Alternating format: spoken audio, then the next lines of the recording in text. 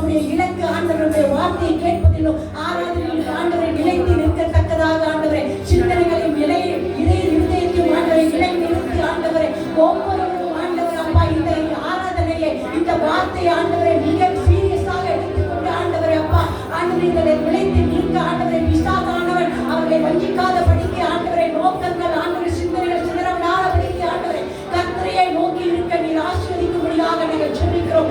ஆவியானவர் ஒவ்வொரு இருதயத்தில் பேசினார்கள், இப்ப பேசினார்கள், நாங்கள் சபைக்கு நீங்க வந்திருக்க சமூகத்தை வந்திருக்கிறாங்க தேவனை ஆராதிக்க தேவனை வார்த்தையை இதுவா இது இன்றைக்குள்ள இந்த காரியம் இந்த இலக்கை நான் அடைந்து விட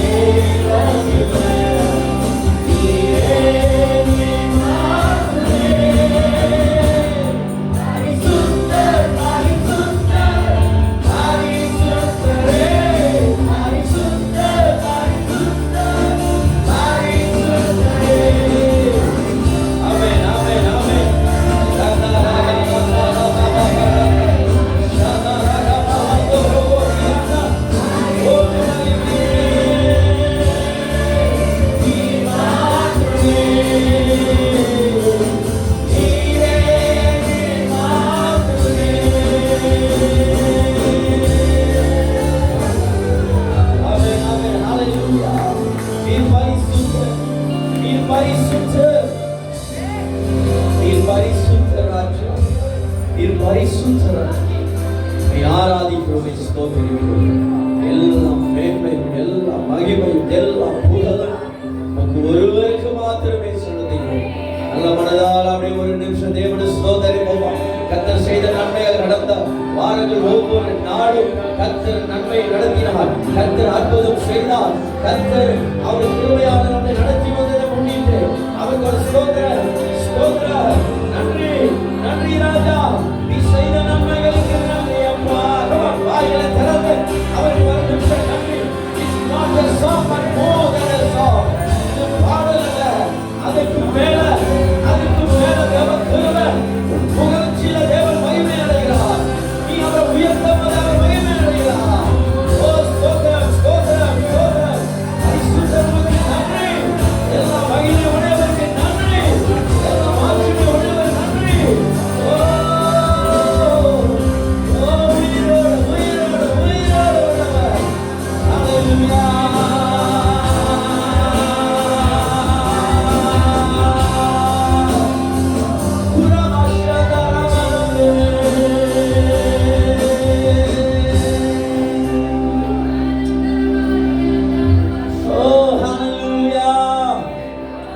நன்றி அப்பா, நல்லவரே, எத்தனை கிருபை உள்ளவர், நன்மை செய்தவரே, ஒரு நாளும் மறக்க முடியுமா? நன்மை செய்தவரை துதிக்காம இருக்க முடியுமா? நன்மை செய்தவரே, உன் நாமம் உயர்வதாக, ஒவ்வொரு நாமங்களும் அவர் நாமத்தை உயர்த்துவதாக. நன்மை செய்த தேவனை ஆராதிக்காம இருக்க முடியுமா? நன்மை செய்த தேவனை போற்றாமல் இருக்க முடியுமா? உங்களெல்லாம் மகிழ்ச்சி, ஓ மாட்சிமை மகிமை உடையவரே, உம்மை உயர்த்துகிறோம். ஒரு வல்லமை புறப்பட்டு போவதாக. ஓ ராமா சாதா ராமா ராதா ராமா சாதா ராதா ராதா ராதா ராமா சோதா ராதா வீரா. Thank you Jesus. Thank you Jesus. அப்பா நன்றி செலுத்துகிறோம். இந்த மாலை வேலைக்காக நன்றி. இந்த ஆராதனை மத்தியில் நீர் வாசம் பண்ணுவதற்காக நன்றி. பாடல்கள் மூலியமா உங்களை துதிச்சோமை ஆராதித்தோம் சுவாமி. கிருபை நிறைந்தவர், தொடர்ந்து உங்க சமூகத்தில் எங்களை ஒப்பு கொடுக்கிறோம். ஒவ்வொரு பிள்ளைகளும் ஒப்பு கொடுக்கிறோம். தயவு கிருபை தொடர்ந்து பிள்ளைகளை நடத்துங்க. எதிர்ப்புகளோட நம்பிக்கையோட வந்திருக்கிற பிள்ளைகளோட பேசுங்க. நன்றி செலுத்தி ஆண்டவராக இயேசுவின் நாமத்தில் நாங்கள் ஒப்பு கொடுத்து ஜெபிக்கிறோம். எங்க ஜீவனுடைய நல்ல ஆமென் ஆமென். கர்த்தர் நல்லவர், கருணைகள் போலாம். ஹalleluya. இயேசு நல்லவர். ஆமென். அப்படியே உட்காருங்க. Let me see that God is good. Amen. கர்த்தர் நல்லவர். எத்தனை பேர் சந்தோஷமா இருக்கீங்க? சந்தோஷமா இருக்கீங்களா? கையை அப்படி காட்டிட்டு ஆமென். என்ன கை மட்டும் தான் காட்டுது, சத்தத்தை காணோம். ஆமென். ஹalleluya. சரி, நம்மளுடைய அனௌன்ஸ்மெண்ட், நம்மளோட காணிக்கை, நம்மளோட எல்லாம் நம்ம ரெடி பண்ண மியூசிஷியன்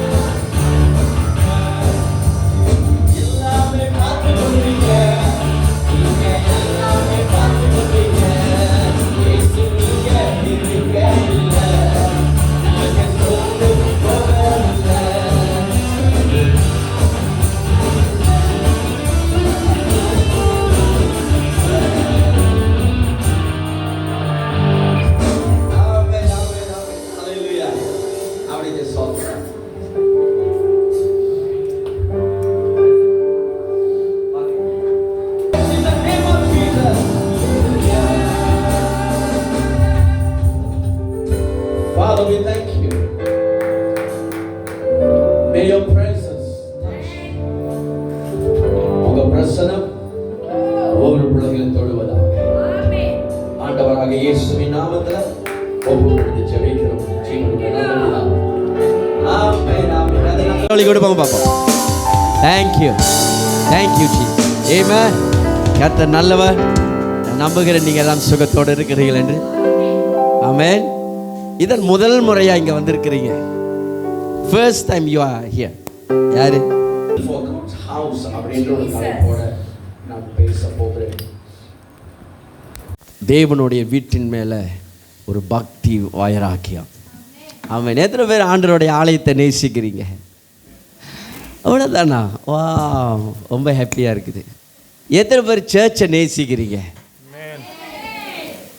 தம்பிங்களா, நீங்களாம் லவ் பண்ணலையாடா? தம்பிங்களா, நீங்களாம் இயேசுவை நேசிக்கலையா?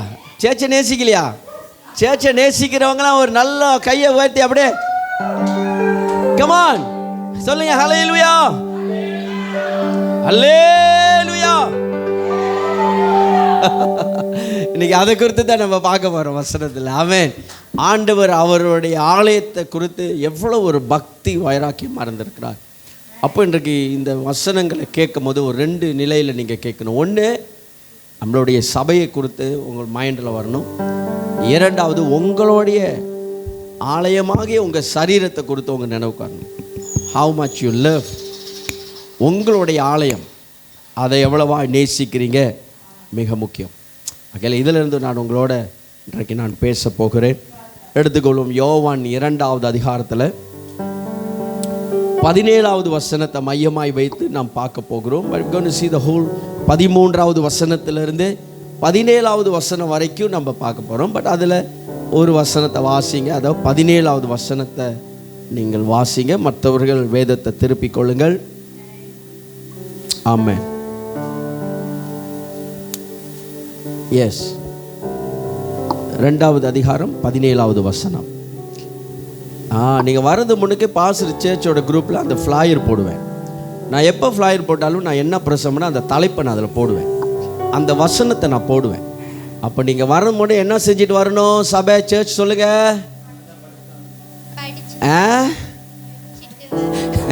வாசிச்சுட்டு அதை கொஞ்சம் தியானிச்சுட்டு வரணும். ஆண்டவரே, இந்த வசனத்திலிருந்து நீங்கள் என்னோட என்ன பேச போகிறீங்க அப்படின்னு வரணும். அல்லேலூயா.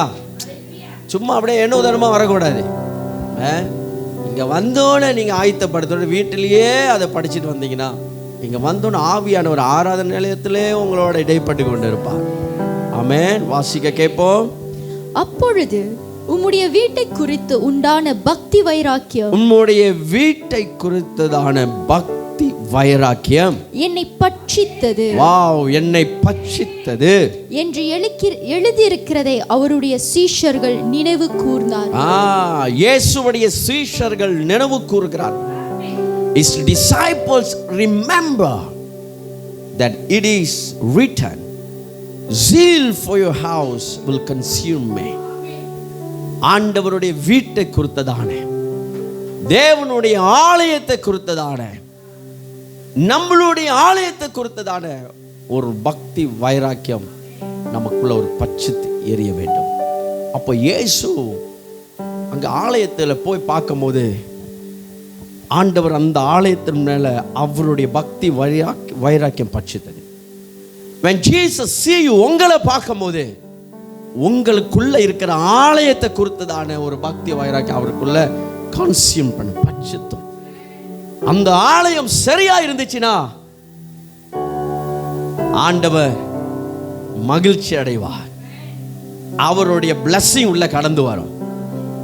ஆனா உங்களுடைய ஆலயம் சீர்கட்டு போயிருந்தா, ஆலயம் உடைந்தப்பட்ட சூழ்நிலையில இருந்தா, சரீரமாக உங்க ஆலயம் கெட்டு போயிருந்தா, then the fire will consume.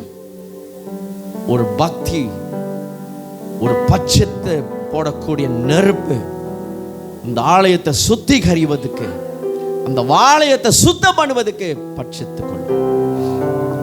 remember this. இப்போ நம்ம மேலே அந்த 13வது அதிகாரத்திலிருந்து வசனத்திலிருந்து நம்ம பார்க்க போகிறோம். நடந்த சம்பவங்கள் அப்படியே நம்ம கொஞ்சம் வாசிக்க போகிறோம். 13வது வசனத்திலிருந்து 15வது வசனம் வரையும் நம்ம வாசிக்க கேட்க போகிறோம். Can you read? பின்பு யூதருடைய பஸ்கா பண்டிகை சமீபமாய் இருந்தது.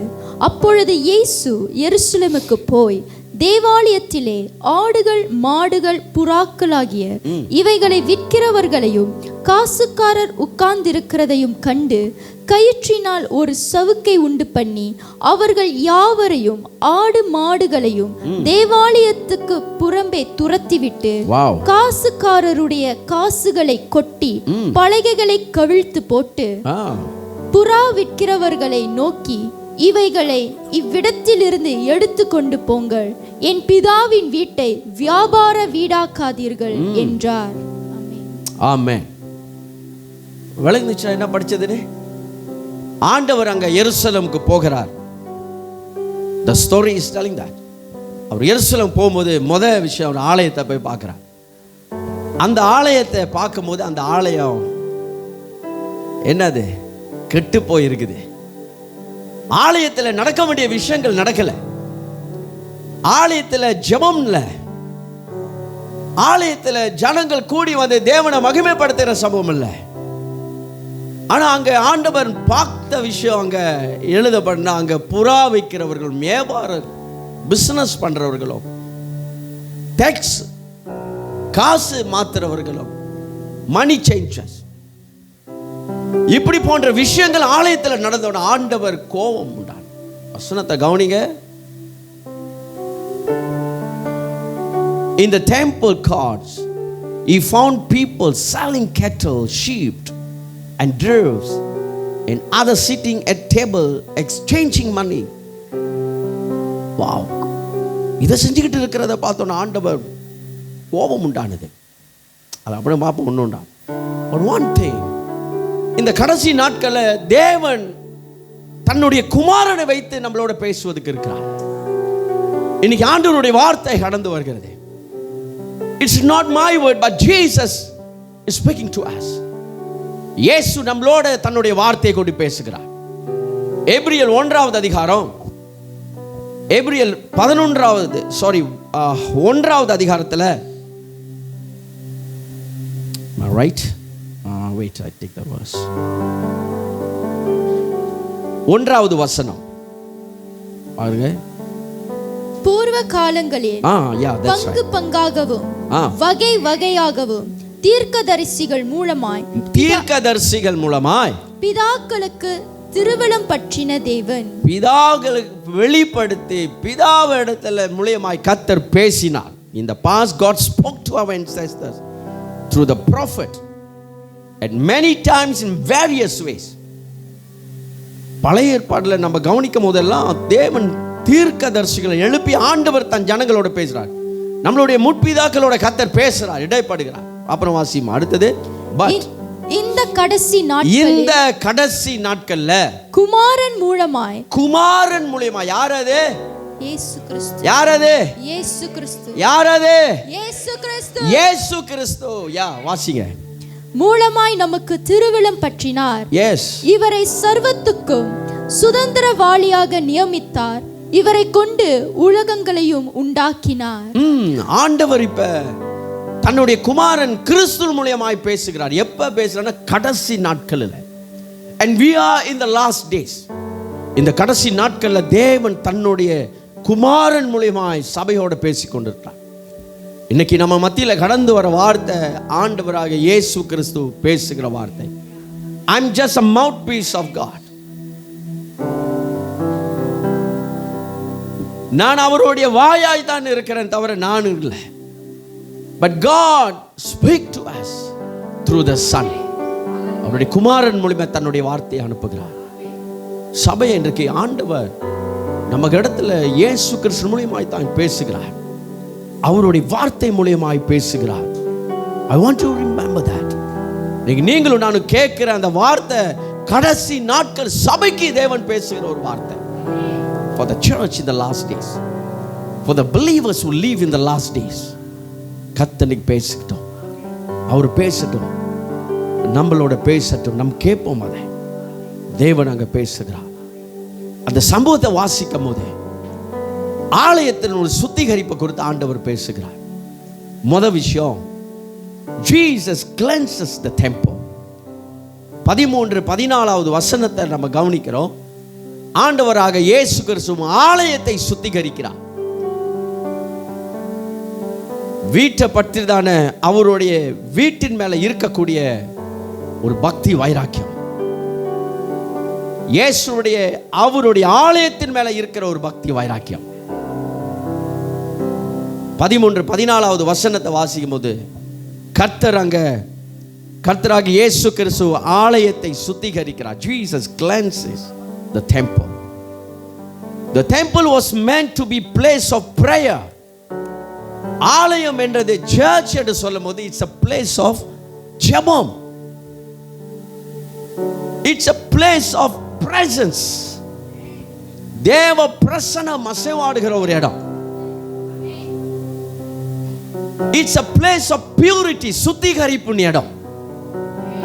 நீங்க அந்த உள்ள வரும்போது you will feel ஒரு tangible presence, ஒரு வைப்ரேஷன் உங்களுக்குள்ள வெளிப்பட ஆரம்பி. என்னன்னா you will feel the presence of the Holy God, அந்த பரிசுத்த தேவனுடைய presence. அப்ப ஆண்டவர் எருசலேமுக்குள்ள போகும்போது he was drawn அவர் ஆலயத்துக்கு தான் நீங்க ஆண்டவர் உங்கள்கிட்ட வரும்போது உங்களுடைய ஆலயத்தை தான் டச் பண்ண போற. கர்த்தர் உங்களை என்னை தொடும் போது நம்மளுடைய ஆலயத்தை, நம்மளுடைய உள்ளான, நம்மளுடைய ஹார்ட், நம்மளுடைய inner man, because you are the temple of God. See, one more thing I will tell you. நம்மளுக்கு 2 விதமான நிலையில நம்மளுடைய வாழ்க்கையை நடத்தும் போது நம்ம சரியாக, ஒன்று நம்மளுடைய பிசிக்கல், நம்மளுடைய அநீதினம் லைஃப், அநீதினம் பாடி, பிசிக்கல் பாடி, சரீரத்தை நம் சரியாக நம்ம வைத்துக் கொள்ள வேண்டும். இரண்டாவது your spiritual, உங்களுடைய ஆவிக்குரிய நிலை, உங்களுடைய ஆவிக்குரிய அட்மாஸ்பியர். நீங்கள் இருக்கிற இடத்துல உங்களுடைய ஆவிக்குரிய அட்மாஸ்பியர் எப்படி நீங்க வைத்துக் கொள்றீங்க? Your spiritual realm is very important. ஆவியில இருந்தா, ஆவிக்குரிய நிலையில இருந்தா, ஸ்பிரிச்சுவல்ல இருந்தா அடுத்தது நம்மளுடைய பிசிக்கல் இது வெளிப்பட ஆரம்பிக்கும். அப்போ உங்களுடைய ஆவிக்குரிய இது மனுஷர்களால பார்க்க முடியாத ஆவியானவர் அசைவாடுகிற ஆவிக்குரிய நிலையில உங்களை என்னை நீங்கள் சரியா வைத்துக் கொள்ளன்னு சொன்னா பிசிக்கலி நிறைய விஷயத்தை நீங்கள் சந்திக்க வேண்டியது. அப்போ எப்பொழுதுமே உங்களுடைய ஆவிக்குரிய வாழ்க்கையை, உங்களுடைய ஆவிக்குரிய நிலையை சரியாக நம்ம வைத்துக் கொள்வது மிக முக்கியம். நீங்க ஆண்டவர் எருசலேமில் போகும்போது அவங்களுடைய ஆலயத்தை பார்த்து அந்த ஜனங்களுடைய ஸ்பிரிச்சுவல் அட்மாஸ்பியர் எப்படி பார்க்கிறார். When he entered the Jerusalem, when he saw the temple, அங்க அந்த ஆலயத்தை பார்த்தோன்னே, எருசலேம் ஆலயத்தை, அங்க இருக்கிற ஜனங்களுடைய ஆவிக்குரிய நிலை எப்படி இருக்குன்னு பார்த்தா. சபைக்குள்ள வரும்போது ஆண்டவர் நம்மளுடைய ஆவிக்குரிய நிலை எப்படி இருக்குன்னு பார்ப்பா. கர்த்தர் உங்கள்கிட்ட வரும்போது, இயேசு உங்கள்கிட்ட வரும்போது உங்களுடைய உள்ளான மனுஷன் ஆவிக்குரிய ஆலயம் எப்படி இருக்குன்னு கர்த்தர் பார்ப்பா. இந்த ஆவிக்குரிய ஆலயம் சரியா இல்லாவிட்டா பலவிதமான சோதனைகள், பிரச்சனைகள் நீங்க சந்திக்க வேண்டியது வரும். ஆண்டவர் அதுல ஒரு கிளென்சிங் பண்றார், பியூரிஃபை பண்றதுக்கு. தேவன் நம்மளுடைய ஆவிக்குரிய நிலை மிக முக்கியம். ஐசையா 56வது அதிகாரம் 7வது வசனத்தை வாசிப்பீங்களானால், These I will bring to my holy mountain. Isaiah 56:7. நான் என் பரிசுத்த பர்வதத்துக்கு கொண்டு வந்து எங்க பரிசுத்த பர்வதங்கள் எடுத்து சர்ச்சை பத்தி சொல்றார், ஆலயத்தை பத்தி சொல்றார். பர்வதங்கள் எப்பொழுதுமே தேவ பிரசன்னத்தை வெளிப்படுத்தி காட்டுது. அப்ப சொல்றாரு, I will bring to the mountain, அந்த பரிசுத்த பர்வதங்களுக்கு நான் கொண்டு வந்து என் ஜெப வீட்டிலே அவர்களை மகிழ பண்ணுவேன். என்னது? என்னுடைய ஜெப வீட்டிலே, என் ஜெப வீட்டிலே அவர்களை மகிழ பண்ணுவேன். And give them joy in the house of prayer. ஜெப வீட்டிலே அவர்களை மகிழ பண்ணுவேன், அவர்கள் சந்தோஷப்படுத்துவேன். எத்தனை பேர் இந்த ஆலயத்துக்குள்ள வந்து உங்களை கையை தூக்கி, எனக்குள்ள ஒரு சமாதானம் பாஸ்டர், எனக்குள்ள ஒரு மகிழ்ச்சி, எனக்குள்ள சந்தோஷம் நான் ரிசீவ் பண்ணிக்கிட்டு இருக்கிறேன் பாஸ்டர். கர்த்தர் இங்கே கொண்டு வந்த இந்த பருவதத்தை வைத்து என்னை நிரப்பி கொண்டு இருக்கிறார். என்ன அவருடைய கிருபையால, சமாதானத்தினால, அவருடைய சந்தோஷத்தினால என்னை நிரப்பி கொண்டு இருக்கிறார். யா அப்புறம் வாசிமா, அவர்களுடைய சர்வாங்க தகனங்களும், அவர்களுடைய பலிகளும் என் பலிபீடத்தின் மேல் அங்கீகரிக்கப்பட்டிருக்கும். அப்படின்னா you will be accepted in the altar. வந்து தேவ சமூகத்தில் தசமபாகங்களை செலுத்தின தேவ பிள்ளைகளே, ஆண்டவர் நம்மளுடைய உள் மனசை தான் பார்க்கிறார். He see the heart condition. அவனுக்கு வசனம் சொல்கிறது, அவரை மகிழ்ச்சி பண்ணுவேன், சந்தோஷப்படுத்துவேன். அடுத்து சொல்றது, the burnt offerings and sacrifices will be accepted on my altar, for my house will be called the house of prayer. என்னுடைய வீடு சகல ஜனங்களுக்கும் ஜெப வீடு எனப்படும். ஆண்டவர் அவருடைய ஆலயத்தில் வைத்து தேவ பிள்ளைகளை மகிழ்ச்சினால, சந்தோஷத்தின் பிரசன்னத்தினால நிரப்பிருக்கிறார். அவர்களுடைய காணிக்கைகளை அங்கீகரித்து அவர்களுடைய வேலை, குடும்பம், பிள்ளைகள், படிப்பு ஒவ்வொன்றையும் ஆசீர்வதிக்க இருக்கிறார். ஒரு ஆமென் சொல்லுமா?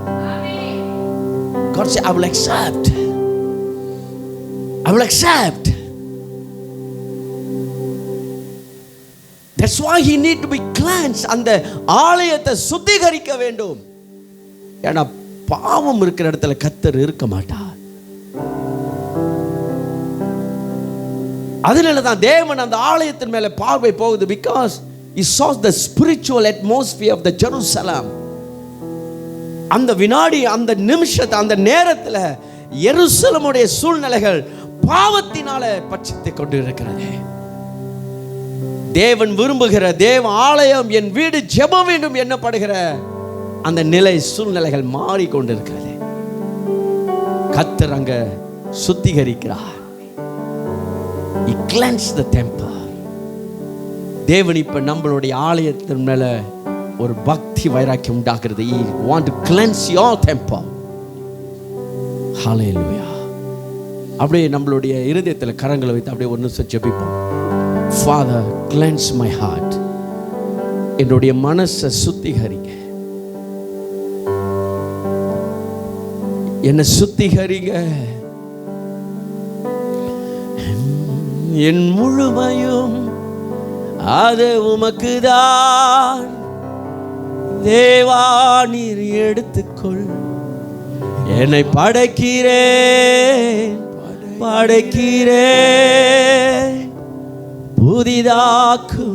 புதிதாக்குமே. தேவனே, என் தேவனே, என்னையே தருகிறேன், உந்தன் பின்னான் வந்திட அர்ப்பணிக்கின்றேன்.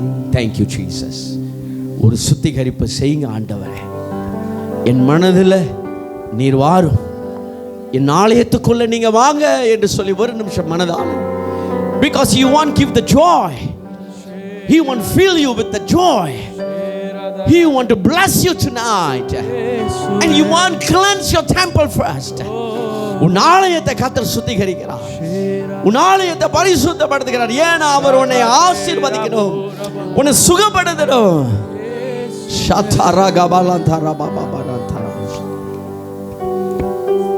Instead it had become a marketplace. அந்த ஆலயத்தை ஆண்டவர் பார்க்கும்போது அது வியாபாரம் பண்ணுகிற இடமாய் மாறினது. ஆமென். ஆண்டவர் அதை விரும்புவதில்லை.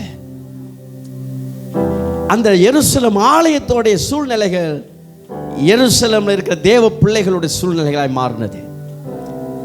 இன்றைக்கு இயேசு கர்த்தர் இதை தான் சொல்கிறார், உங்களுடைய ஆலயத்தை சுத்திகரித்துக் கொள்ளுங்க. உங்க ஆலயம் அது ஒரு வியாபாரம் இடமாக, ஒரு பரிசுத்தம் குறைச்சல் உண்டாகிற இடமாக இருக்கக்கூடாது, ஒரு தீட்டுப்பட்ட இடமாய் அது இருக்கக்கூடாது. ஹல்லேலூயா. ஆமென். கர்த்தர் நல்லவர். 1 கொரிந்தியர் 6வது அதிகாரம் 19வது வசனம். ஒரு சில வசனங்களை காட்டுகிறேன். And after that we going to pray. இன்னொரு 2 விஷயத்தை பார்த்துட்டு நாம் ஜெபிக்க போகிறோம். திருடரும் பொருளாசைக்காரரும் வெறியரும் உதாசீனரும் கொள்ளைக்காரரும் தேவனுடைய ராஜ்யத்தை சுதந்தரிப்பதில்லை. என்ன வசனம் அது? 1 Corinthians sorry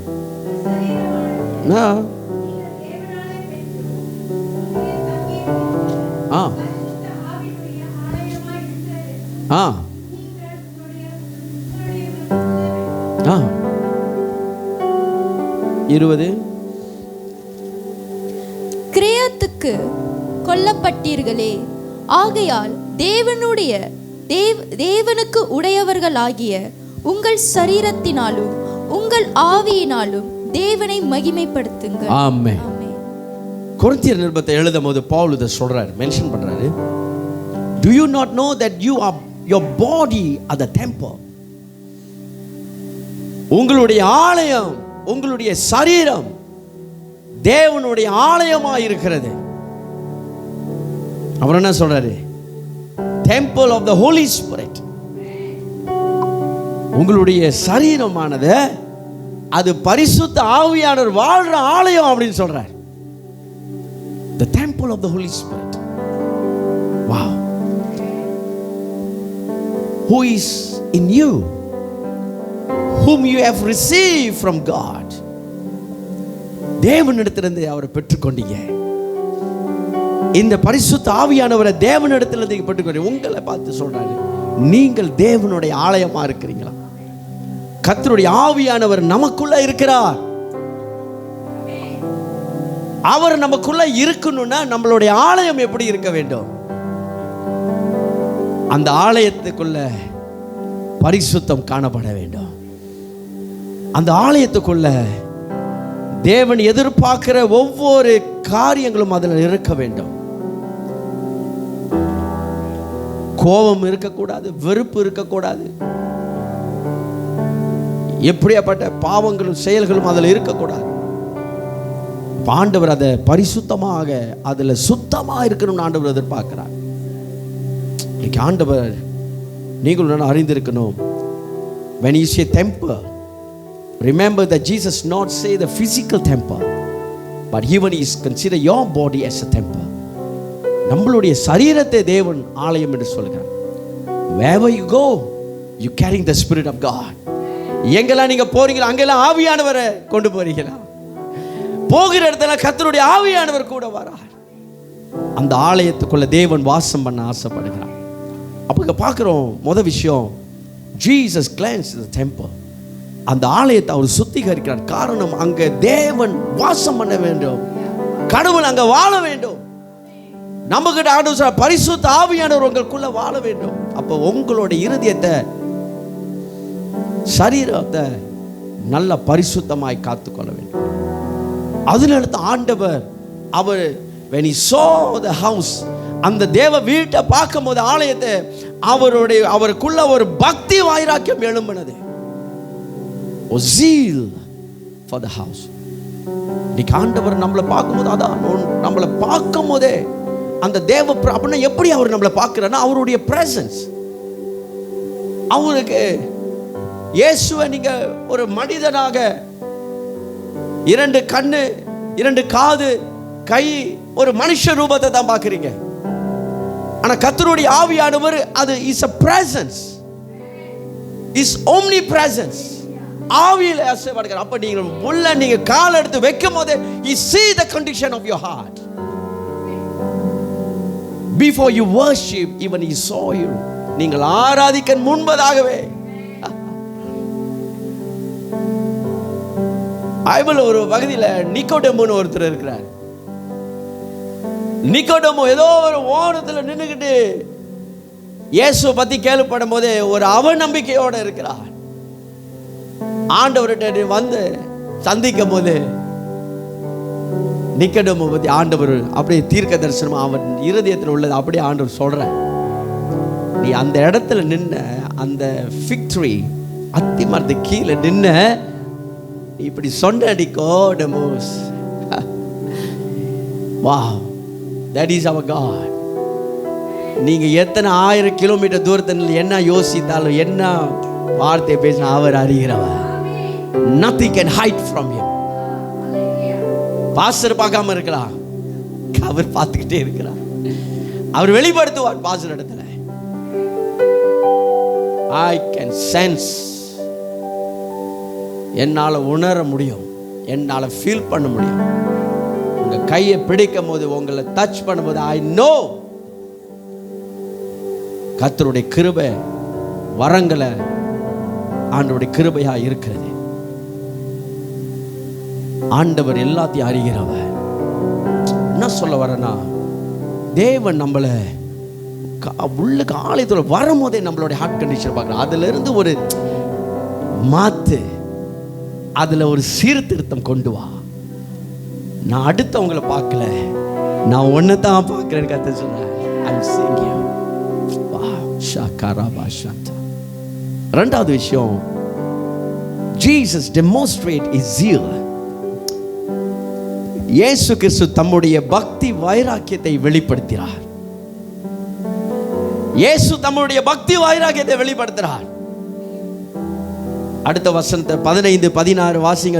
யோவான் 2வது அதிகாரத்தில் 15-16.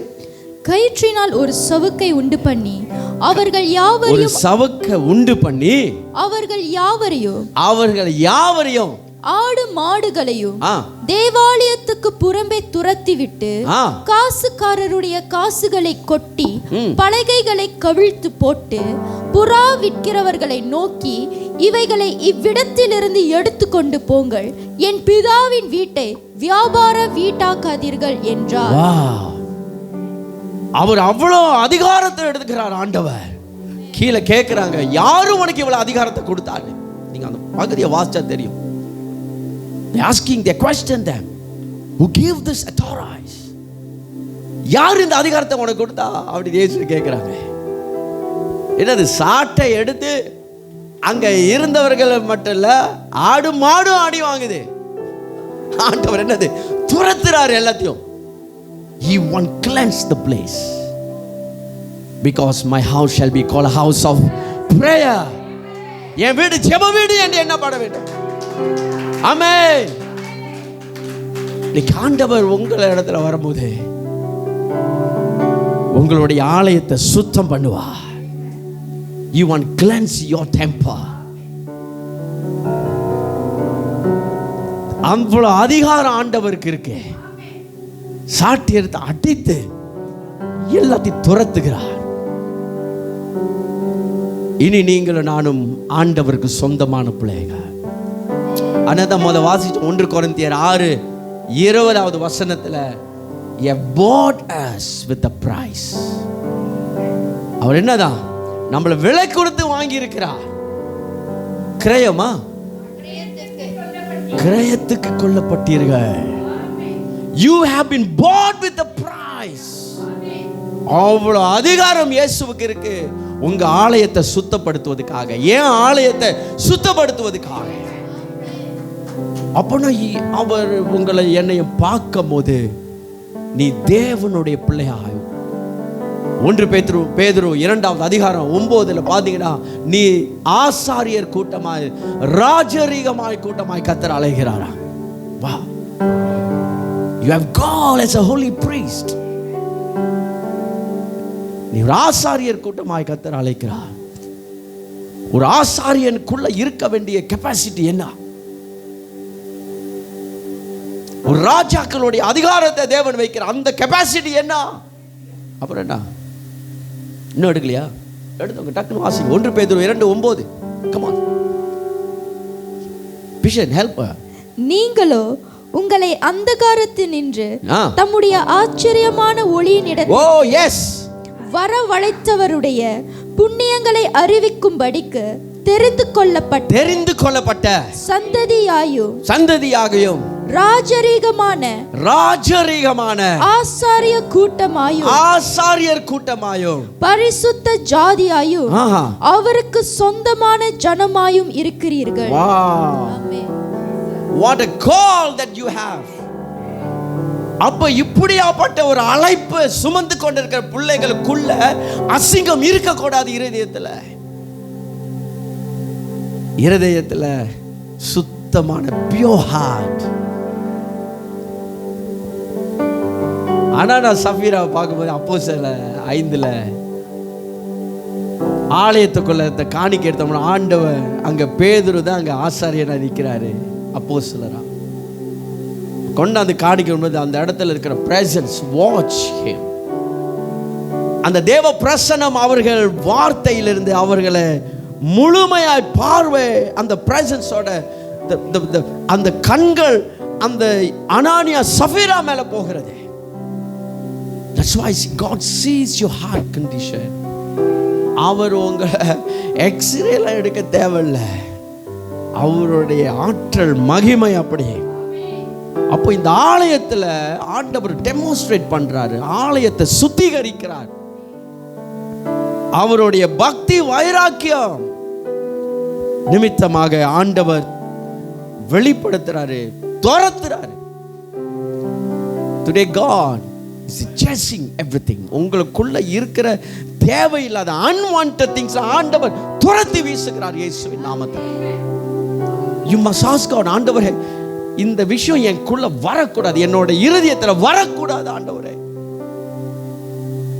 When you are chosen, நீ தேர்ந்தெடுக்கப்பட்டு நீ அழைக்கப்பட்டு சொன்னா கர்த்தர் உங்களை பயன்படுத்துவதற்கு உங்களை பரிசுத்தமாக்குறார். உங்களுக்குள்ள என்ன விஷயங்கள் அந்த ஆலயத்துக்குள்ள சரீரமாகி ஆலயத்துக்குள்ள காணப்படுகிறது? பாவங்கள், whatever unwanted things, வெறுப்பு, கோபம், jealousy, பொறாமை, இல்லை whatever. நீங்க யோசிச்சு பாருங்க, எதெல்லாம் உங்களுக்குள்ள இருக்கக்கூடாது அது இருக்கிறதோ இப்ப ஆண்டவர் முழு அதிகாரம் எடுத்து அதை துரத்துறார். சாட்டை எடுத்து அவர்களை அடித்து அந்த இடத்தை விட்டு துரத்துகிறார். Now your temple, God want cleanse, clear out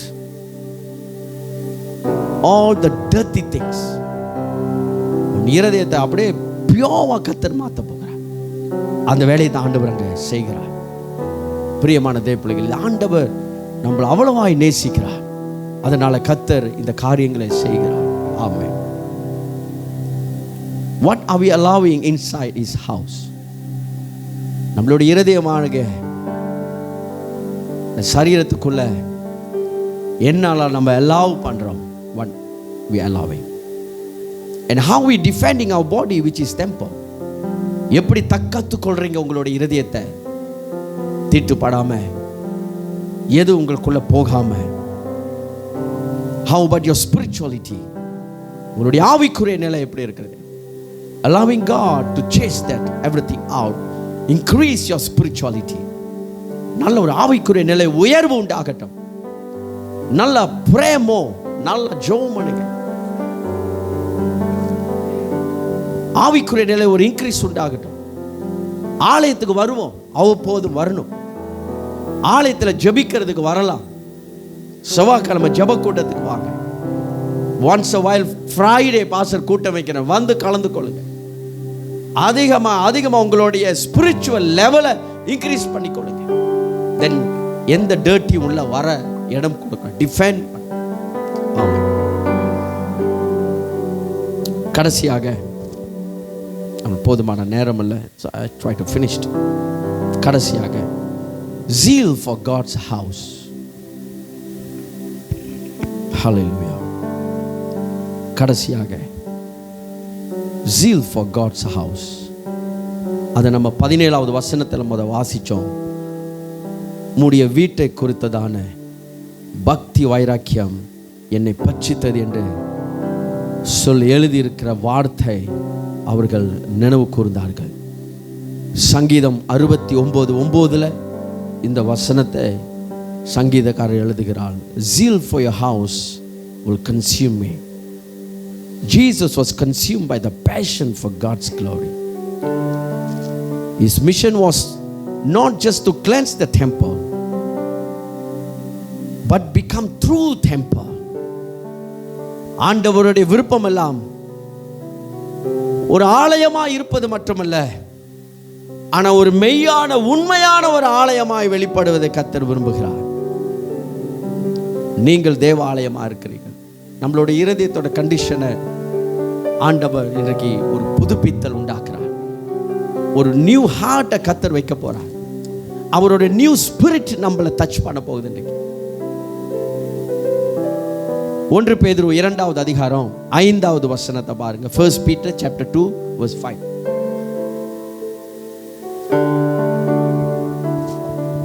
நம்ம முடிச்சிடலாம் இதோட. We're going to pray. 1 Peter, you also like a living stones, ஜீவனுள்ள கற்களை போல, ஜீவனுள்ள கற்களை போல, ஆவிக்கேற்ற மாளிகையாகவும், ஆவிக்கேற்ற மாளிகையாகவும், இயேசு கிறிஸ்து மூலமாய், இயேசு கிறிஸ்து மூலமா தேவனுக்கு பிரியமான ஆவிக்கேற்ற பலிகளை செலுத்தும்படிக்கு பரிசுத்த ஆசாரிய கூட்டமாகவும் கட்டப்பட்டு வருகிறீர்கள். கட்டப்பட்டு வருகிறீர்கள். Are being built into spiritual house to be holy. அந்த ஒரு பக்தி வைராக்கியம். இப்போ நான் பாஸ்டர் உங்களை பார்க்கும்போது, உங்களை வரும்போது, உங்கள்கிட்ட எதிர்பார்க்கிற ஒரு விஷயம், உங்களுக்குள்ள ஒரு வைராக்கியம், ஒரு பரிசுத்த வாழ்க்கை, ஒரு தேவனுடைய மகிமையை சுமக்கக்கூடிய ஒரு பாத்திரமா, ஆண்டவருடைய ஊழியங்களை செய்யக்கூடிய பிள்ளைகளா, something that what I will expecting from you. இப்போ ஆண்டவர் சொல்றார், you are the living stone. நீ ஜீவனுள்ள கற்களா இருக்கிறாய். ஜீவனுள்ள கற்கள் are being built in a spiritual house to be holy. அப்போ ஆலயத்தில் என்னது? ஆவிக்குரிய ஆலயத்தில் கட்டப்பட்ட கற்களாக, ஆவிக்குரிய ஆலயத்தில். அப்படி ஆண்டவர் நம்மளை அவர் பார்க்கும்போது, உனக்குள்ள அவருக்குள்ள இருக்கிற அந்த பக்தி வைராக்கியம் உனக்குள்ள பச்சித்த வேண்டும். when he saw the sin, பாவங்களை பார்க்கும்போது, பாவம் செய்கிறவர்களை பார்க்கும்போது, ஒரு அநியாயத்தை பார்க்கும்போது, அந்த கிறிஸ்துவுடைய ஆவி உனக்குள்ள இருந்து அந்த பாவத்தை எதிர்த்து, அந்த பாவத்துக்கு எதிராக ஜெபிக்கக்கூடிய, பச்சித்து போகக்கூடிய ஒரு பக்தி வைராக்கியத்தை உங்களுக்குள்ள. we are not compromising with that. அதோட ஒத்து போகிறது இல்ல. அல்லேலூயா. zeal for God's house. அதான் 17வது வசனத்தில் ஆண்டவருடைய அந்த பக்தி வைராக்கியம் பட்சித்தது என்று சீஷர்கள் சொன்னார். the disciples remember the words. இன்னைக்கு நீங்களும் நானும் ஒரு பாவத்தை பார்க்கும்போது, ஒரு அநியாயத்தை பார்க்கும்போது, நமக்குள்ள ஒரு வேகம். what is happening in Israel? நீங்க எல்லாம் செய்தியை பார்ப்பீங்க. இஸ்ரேல் என்ன நடந்து கொண்டு இருக்கிறது? what is our action before that? அதுக்கு எப்படியாப்பட்ட ஒரு மறு உத்தரவு நம்ம கொடுக்க போகிறோம்? எத்தனை பேருக்கு தெரியும்? எனக்கு தெரியல. தெரியுமா என்ன நடக்குது இஸ்ரேல்ல? என்ன நடக்குது? போர். Iran attacking. சேதம் உண்டாகி கொண்டு இருக்கு. தேவனுடைய நகரம் எரிந்து கொண்டிருக்கிறது. தேவனுடைய நகரத்தில் பயங்கரமான பாதிப்பு உண்டாகி கொண்டிருக்கிறது. அது தெரிஞ்சா தானே நம்மளுக்கு ஒரு பக்தி வைராக்கியம் வரும். அந்த பக்தி வைராக்கியம் எப்படி பட்சத்தை கொள்கிறது? அங்க நடக்கிறது அவங்க தானே போட்டோம். இஸ்ரவேலை ஆசீர்வதிக்கிறவர்களே, when you bless them, and God is giving the instruction for us to pray for Israel. இஸ்ரேலுக்காக ஜெபிங்க, எருசலேமுக்காக ஜெபிங்க. இன்னைக்கு நம்மளுடைய பக்தி வைராக்கியம் எந்த லெவல்ல இருக்குது? இன்னைக்கு ஆண்டவர் வந்து மறுபடியுமாய் நம்மளை சுத்திகரித்து, மறுபடியுமாய் நம்மளுக்குள்ள இருக்கிற எல்லா பாவத்தையும் துரத்தி அவருடைய zeal நமக்குள்ள வைக்கணுமா? இல்ல already you are built with the zeal. பரிசுத்த ஆவியின் அபிஷேகத்தை பெற்ற தேவ பிள்ளைகளே, உங்களுக்குள்ள அந்த பக்தி வைராக்கியத்தை தேவன் வைத்திருக்கிறார். இன்னைக்கு நம் தேசத்துல என்ன நடந்து கொண்டிருக்கிறது? மரணத்தின் ஆவிகள், பிசாசுடைய கிரியைகள் எந்த இடத்துல பார்த்தாலும் மரணம் மரணம் மரணம் மரணம். We hear the sound of death. மரணத்தின் சத்தம். இப்போ ரொம்ப புதுசாக இருக்குது. எங்கே பார்க்குறதாலும் கண்ணை வச்சு சுட்டுறாங்க. மேரோல இப்போ நேத்தா எஸ்தடே, அன்னைக்கு அதுக்கு முன்னுக்கு கிளாங்கில், அதுக்கு முன்னுக்கு கேல்ல. கவனம். ஏதோ நகையெல்லாம் போட்டு போனால் பார்த்து போங்க. பேங்க்லேருந்து வெளியாகும் போது கவனமாக வெளியாகுங்க. காப்பரில் அன்னைக்கு பேங்க் முன்னுக்கே ஒருத்தனை போட்டான். ஏன்னா அவன் இன்ஃபார்ம் போயிடுச்சு. இன்ஃபர்மேஷன் போயிடுச்சு. என்ன போயிடுச்சு? கை காசோட வெளியில் வருது. நெத்தியை பார்த்து போட்டான். முடிச்சு. பாதுகாப்பே இல்லை. நான் சொல்கிறேன், பணம் பணம் பணம்னு தேடி போனால் நாளைக்கு பணத்தை வச்சு தான் மூடணும் நம்மளை. ஒரு செட்டன் லெவல் ஆண்டவருக்கு தெரியும். நமக்கு இன்னாருக்கு இவளை கொடுத்தா போதும், இவளை இருந்தால் போதும், இதுக்கு மேலே அந்த வேட்டை தாங்காது இந்த உடம்பு, அதுக்கு மேலே இந்த வேட்டை கொடுத்தா இது வீணாயிரும் அவருக்கு தெரியும். அதனால அளவோட கர்த்தர் நம்மளுக்கு வேண்டியதை கொடுப்பார். ராமேன்னு சொல்லல. ஆமாம், நம்மக்கிட்ட இருக்கிறதெல்லாம் கர்த்தர் நமக்கு கொடுத்துருக்கிறது சிறப்பான ஒரு ஆசீர்வாதம். ஆமாம், அல்லேலூயா. போக்கையில் ஒரு வழி இருந்தாலும் அது பெஸ்ட்டாக நினச்சிக்கொள்ளுங்க. ஸ்தோத்திர ஆண்டவரே இந்த சத்துரிங்கேட்காக அப்படி சொல்லுங்க. How is your zeal? உங்களுடைய பக்தி வைராக்கியம் எந்த லெவலில் இருக்குது? பரிசோதனை செய்து கொள்ளும். ஆண்டவருங்க அதை எதிர்பார்க்கிறார். அவர் ஆலயத்தை பார்க்கும் போது அந்த ஆலயம் சுத்திகரிக்கப்பட வேண்டும். அந்த ஆலயம் பரிசுத்தமாக இருக்கணும். அந்த ஆலயம் ஜெப வீடாக இருக்கணும். அந்த ஆலயம் தேவ பிரசன்னத்தை சுமக்க வேண்டும். அந்த ஆலயத்துக்கு சுத்திகரித்த பிற்பாடு இன்னொரு பகுதியில் பார்த்தீங்கன்னா மெத்தியூ எழுதும் போது சொல்றாரு, அதில் சுகம் உண்டானது, அதில் ஹீலிங் நடந்தது, அதில் அற்புத அடையாளம் நடந்தது. ஏன்னா தேவ பிரசன்னம் வந்துச்சுன்னா அங்கே மிரக்கல் நடக்க ஆரம்பிக்கும். நமக்கு நேரம் போயிடுச்சு. Let's we pray. Hallelujah. I just want to remember zeal for God's house. தேவனுடைய ஆலயத்தின் மேல ஒரு பக்தி வைராக்கியம் கிறிஸ்துவுக்கு உண்டானது. அதே கிறிஸ்துவின் ஆவி நமக்குள்ள வாசம் பண்ணி கொண்டிருக்கிறார். அதே பக்தி வைராக்கியம் நமக்குள்ள கத்திருப்ப வைக்கிறார். ஒரு impartation. I going to pray for the impartation of the zeal of God. ஒரு இம்பார்ட்டேஷன், ஆண்டவருடைய பக்தி வைராக்கியம் உங்கள் மேல. நம்மளுடைய சகோதரன் சகோதரிகள் ஒரு பாவத்திலேயோ ஒரு தேவனுக்கு விருப்பம் இல்லாத விஷயங்கள் இருக்கும்போது உங்களுக்குள்ள இருக்கிற அந்த பக்தி வைராக்கியம் அவங்களை பட்சித்து போட வேண்டும். You must correcting them, pray for them, chase the every dirty things that's inside. உள்ள இருக்கிற எல்லா விதமான அசுத்தங்களும் துரத்த வேண்டியது. ஏன்னா நம்மளுக்கு ஆண்டவர் அவருடைய பக்தி வைராக்கியத்தை வைத்திருக்கிறார். அப்படி இந்த மாலையில் ஒப்பு கொடுத்து செபிப்போம். கர்த்தாவே, நன்றி செலுத்துகிறோம் ஆண்டவரே. அதே பக்தி வைராக்கியம் கடந்து வருவதாய். ஹல்லேலூயா. ஆதியில கொண்ட அந்த பக்தி வைராக்கியத்தை விட்டுறாதீங்க. Never lose the zeal. ஆரம்ப நாட்கள்ல ஜெப கூட்டத்தில் ஒரு பக்தியோட வந்து ஜெபித்தோம். ஆனா இப்ப அது அப்படியே எபிசியர் சபையை பார்த்து சொல்லும் போது ரெவலேஷன்ல சொல்ற 2வது அதிகாரத்துல, ஆதியில கொண்ட அன்பை விட்டுட்டாயே, ஆதியில இந்த பக்தி வைராக்கியத்தை விட்டுட்டியே. Where is it? சீக்கா இருந்தாலும் அப்பெல்லாம் வந்து தேவ சமூகத்தில் ஒப்பு கொடுப்பியே. எவ்வளவு முக்கியமான வேலை இருந்தா அதெல்லாம் தூக்கி போட்டு தேவ ஆலயத்தில் வந்து நிப்பியே. God want you to recall back. ஒப்பு கொடுங்க. இந்த ஆலயத்தில் கூடி செய்கிற ஒவ்வொரு ஊழியங்களும், பங்கெடுக்கிற ஊழியங்களும் லைட்டா பாத்துறாதீங்க. அப்படின்னா என்னது? லேசானதா உன பாத்துறாதீங்க. அது தேவ மகிமைக்குரியது.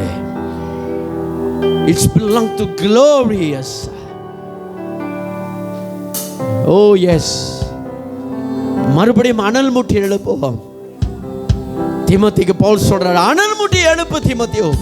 It's a time for you. It's a last day. கடைசி நாட்கள். பிசாசானவன் பக்தி வைராக்கியத்தை குறைக்க பார்க்கிறான். இன்றைக்கு நீ அதை மாத்து, எதிர்நீச்சல் போடு. ஓ, உன்னுடைய ஆவிக்குரிய நிலையை இன்க்ரீஸ் பண்ணு. இல்லைன்னா பிசாசு நுழைந்துடுவான் உள்ள. ஓ ரபா ஷாக்கா ரபா ரபா. அப்படியே ஒரு நிமிஷம் எழுந்திருந்து ஜெபித்து முடிக்க முன்பதாக I want you just speak in tongues. பரிசுத்த ஆவியின் அபிஷேகத்தை பெற்ற பிள்ளைகள் அப்படியே அந்நிய பாஷை.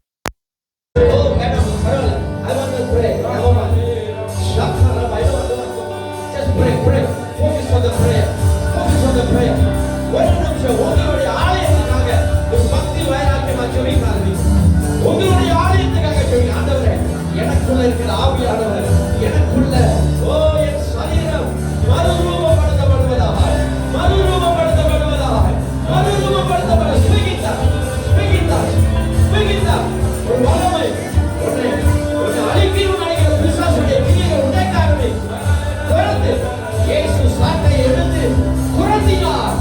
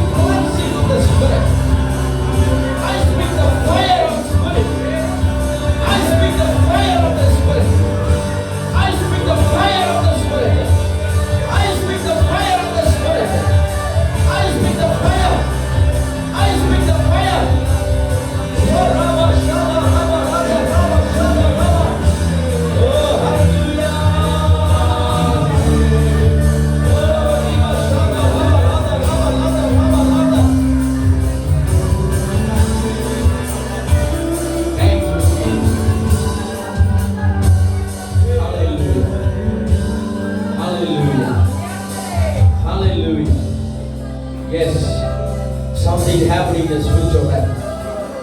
ஆவியின் மண்டலத்தில் மகிமையான விஷயத்தை செய்கிறார். In the last day God spoke to the Son. கடைசி நாட்கள்ல அவருடைய குமாரன் மூலமாய் பேசுறார். Yes, in the name of Jesus. In the name of Jesus. ஒரு வல்லமை போதுமா? தேவ பிரசன்னம் போது, தேவ பிரசன்னம் அப்படியே உலாவுது. He's going to touch you. Oh, hallelujah. Hallelujah. Shivanadiye. Shivanadiye. Shivanadiye. Remashada namadade. Yes.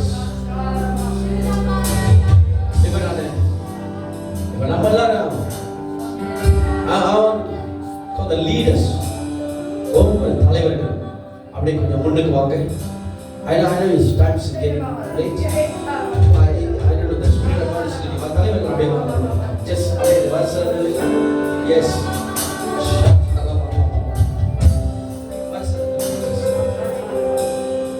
வருஷம். பிரதர் தலைவர் ரெண்டு பேர் தானா? Thank you.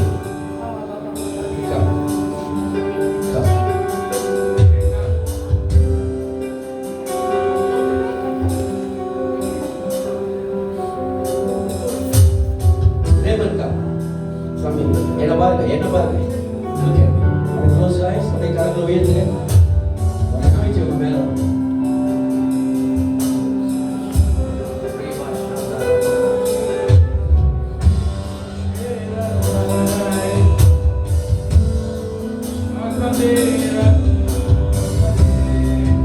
மத்தவங்க யாரும் கண்டதா இருக்காங்க just close eyes and pray ஆண்டவர்ட்ட கேளு ஆண்டவரே இன்னைக்கு மேல நீங்க வாங்க பரிசுத்த ஆவியின் அபிஷேகத்தோட என் ஆலயத்தை நிரப்ப போறீங்க. I going to charge them. எல்லாம் நீங்க சார்ஜ் பண்ணணும். I going to charge them with the power of the Holy Spirit. வல்லமை உங்க மேல வரும்போது you going to பக்தி வைராக்கியத்தின் ஆவி வல்லமை